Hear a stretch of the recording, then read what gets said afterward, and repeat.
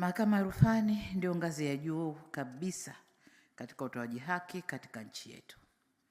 Kwa hiyo kila uamuzi mnaotoa una uzito mkubwa, si kwa wahusika washauri pekee, bali pia kwa taasisi zetu, mwenendo wa jamii na tafsiri pana ya sheria nchini. Yote yanawaangalia nyinyi kama wasimamizi wa haki kwenye taifa letu.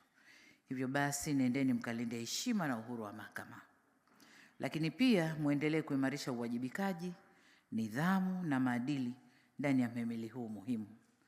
Uhuru huu una thamani pale unapoenda sambamba na uadilifu na ufanisi na utendaji wenu unaoangalia pia uzalendo kwa nchi yenu.